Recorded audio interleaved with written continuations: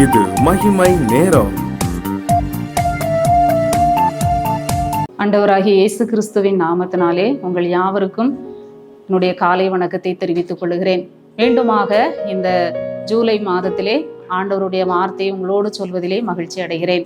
இந்த மகிமை தொலைக்காட்சியின் வாயிலாக உங்களை சந்திப்பதிலே நான் மிகவும் மகிழ்ச்சி அடைகிறேன்.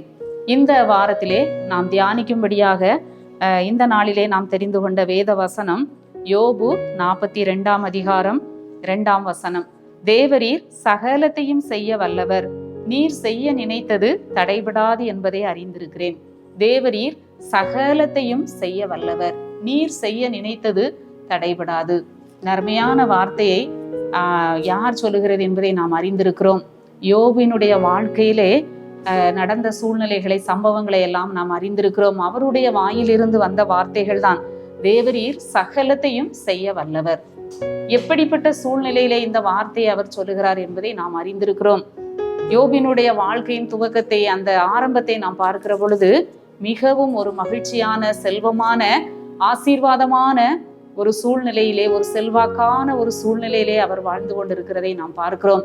எதிர்பாராத சூழ்நிலையிலே அவர் எல்லாவற்றையும் இழக்க நேரிடுகிறது. நாம் நன்கு அறிந்த சம்பவம் தான்.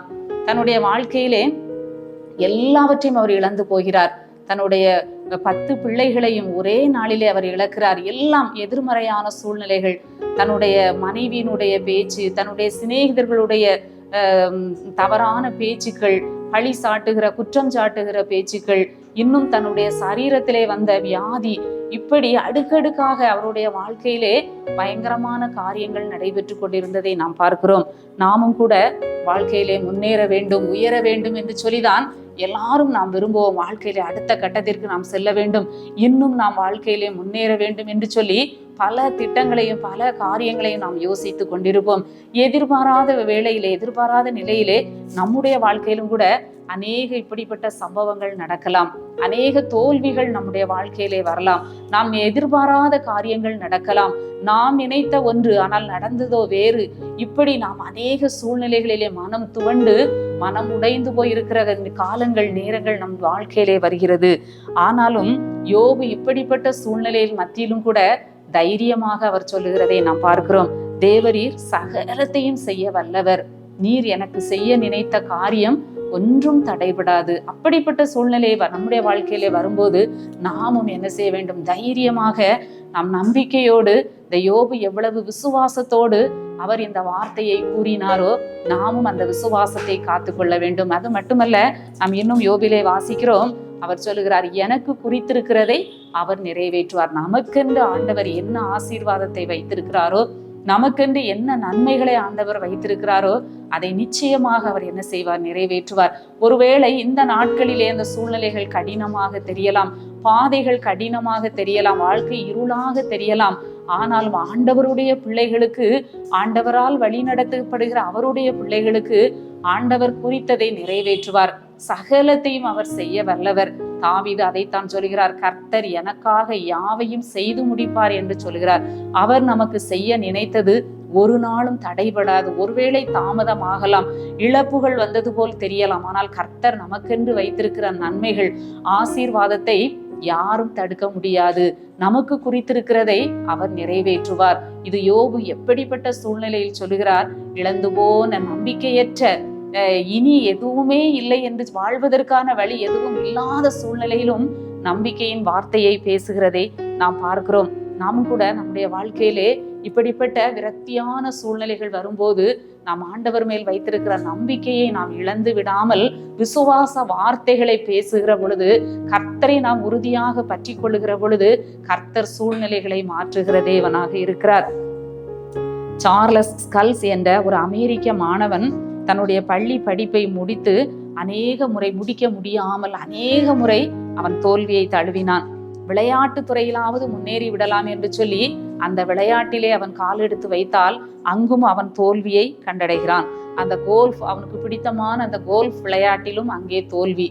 அவன் என்ன செய்வது என்று சொல்லி மிகவும் விரக்தியடைந்த ஒரு சூழ்நிலையிலே அவன் காணப்பட்டான். படம் வரைவதிலே திறமையும் உற்சாகமும் இருந்ததால் அநேகர் அவனை ஊக்குவித்தார்கள். அவனுடைய திறமையை பாராட்டி அவனை அநேகர் ஊக்குவித்தார்கள். ஆனாலும் கூட அந்த பள்ளி ஆண்டு விழா மலரிலே வெளியிடப்படுகின்ற அந்த படத்துல அந்த காட்சியில இவனுடைய அந்த படங்கள் வராமல் அநேகர் தடுத்தார்கள். இதனால் மனம் உடைந்து போய் எங்க போனாலும் வாழ்க்கையிலே தோல்வி என்று சொல்லி மன விரக்தியோடு இருந்தான். இந்த சூழ்நிலையில வாலிப வயதுல தன்னை அருமையாய் நேசித்து நல்ல ஆலோசனைகளை சொல்லி கொடுத்த தன்னுடைய தாயாரும் மறைந்து விட்டார்கள். தொடர்ந்து தோல்விகளையும் விரக்தியையும் அந்த சகோதரன் சந்தித்து கொண்டிருந்த வேளையிலே அவன் இனி நம்மால் வாழ முடியுமா என்று சொல்லி அவன் யோசித்து கொண்டிருந்த போது அவன் ஆண்டவரை நோக்கி பார்த்து ஜெபிக்க ஆரம்பித்தான். ஆண்டவரே, எனக்கென்று நீர் வைத்திருக்கிற காரியத்தை எனக்கு விளங்க பண்ணும், எனக்கு நீர் குறித்ததை எனக்கு நீர் நிறைவேற்றி தாரும், நீர் என் வாழ்க்கையிலே சகலத்தையும் செய்ய வல்லவர் என்று சொல்லி அவன் ஆண்டவரை நோக்கி ஜெபிக்க ஆரம்பித்தான். அப்பொழுது அங்குள்ள அருகில் உள்ள ஆலயத்திற்கு சென்று அவன் தேவனை தேட ஆரம்பித்தான். அங்குதான் அவன் கார்ட்டூன் வரைவதை அறிந்து கொள்ள அவனுக்கு வாய்ப்பு கிடைத்தது. நல்ல கார்ட்டூன் வரையக்கூடிய அந்த இதெல்லாம் அவன் அங்கு தெரிந்து கொண்டான். பீனட்ஸ் என்று சொல்லக்கூடிய ஒரு சிறந்த மிகவும் பிரசித்தி பெற்ற அந்த படங்களை வரைவதை அவன் என்ன செய்தான், கற்றுக்கொண்டான். அதோடு ஓய்வு நாள் பள்ளி மாணவர்களுக்காக அநேக கார்ட்டூன் படங்களை அவன் வரைய ஆரம்பித்தான். நாளடைவிலே அவனுடைய புகழ் மிகவும் பரவ ஆரம்பித்தது. மிகவும் பிரசித்தி பெற்ற ஒரு பெரிய கார்ட்டூன் வரைகிறவனாக காணப்பட்டான். இன்றும் கூட அநேக படங்களை வரைந்து உலக சாதனை படைத்த ஒரு நபராக காணப்பட்டான். வாழ்க்கையிலே தோல்விகள் வருவது சகஜம்தான், எதிர்பாராத சூழ்நிலைகள் வருவது சகஜம்தான். ஆனால் நாம் அதிலே என்ன செய்யக்கூடாது, முடங்கி விடக்கூடாது. மீண்டும் நாம் எழும்ப வேண்டும். அந்த யோபு சொன்னது போல இந்த யோபுவினுடைய விசுவாச வார்த்தைகள், அவர் சகலத்தையும் என் வாழ்க்கையிலே செய்ய வல்லவர், எனக்கு குறித்ததை அவர் நிறைவேற்றுவார், ஒரு நாளும் அது தடைபடாது, எனக்கென்று தேவன் வைத்திருக்கிற ஆசீர்வாதம் நிச்சயமாக எனக்கு உண்டு என்கிற விசுவாச வார்த்தைகளை நாம் அறிக்கையிடும் போது, பேசும்போது ஆண்டவர் நம்முடைய வாழ்க்கையிலேயும் பெரிய காரியங்களை செய்கிறார். இந்த காலை வேளையிலே ஆண்டவருடைய முகத்தை நோக்கி பார்த்து நாம் ஜெபிப்போம். எங்களை நேசிக்கிற நல்ல ஆண்டவரே, இந்த காலை வேளைக்காக உம்மை துதிக்கிறோம், உம்மை ஸ்தோத்தரிக்கிறோம். ஆண்டவரே, எங்கள் வாழ்க்கையிலே எங்களுக்கென்று நீர் என்ன குறித்து வைத்திருக்கிறீர், என்ன ஆசீர்வாதங்களை முன்குறித்து வைத்திருக்கிறீர், அதை நாங்கள் பெற்றுக்கொள்ள ஆண்டவரே எங்களுக்கு உதவி செய்யும். சோர்ந்து போயிருக்கிற மக்களை தட்டி எழுப்பும், பலப்படுத்தும். மீட்பர் இயேசு கிறிஸ்துவின் மூலம் ஜெபிக்கிறோம் நல்ல பிதாவே, ஆமேன்.